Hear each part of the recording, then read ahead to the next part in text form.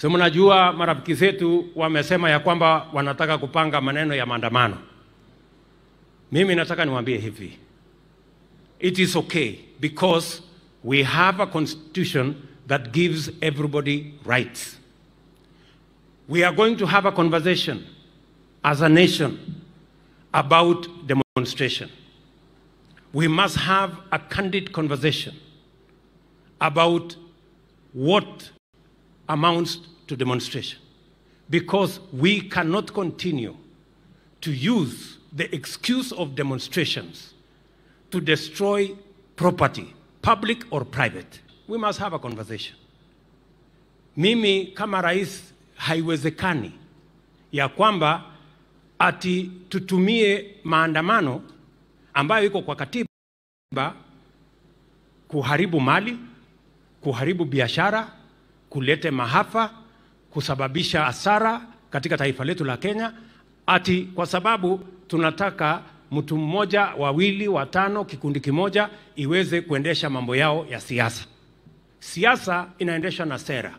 Siasa haiendeshwi na maandamano. So tukubaliane mapema, na mimi nataka niwahakikishia Wakenya, we will mobilize every resource to protect the property, the lives, the interests of every Kenyan as we go forward. Sijui kama tumekubaliana jameni? Tuko pamoja? Ama kama sivyo, tukubaliane sisi wote tuketi chini. Tukubaliane maandamano. Tairi ngapi itachomwa? Magari ngapi itachomwa? Ni kitu gani itafanyika? Ni maafa ngapi ndio tujulikane maandamano imefanyika? We must have a conversation. Ama namna gani? Ndio tujue maandamano ni nini.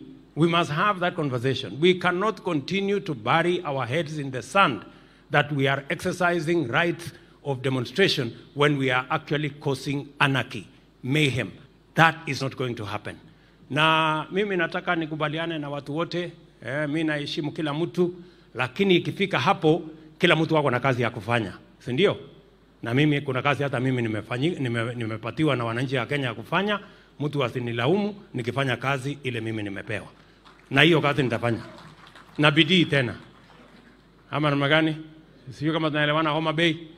So I want to say from Homa Bay County, as a nation, we must forge unity of purpose, and we must agree that it is not going to be business as usual, and we are not going to use certain provisions of the Constitution to cause mayhem, to cause anarchy, to destroy property, to destroy life, merely because we are hiding behind certain provisions of the Constitution. The same Constitution mandates government to protect lives, property, interests of all other Kenyans.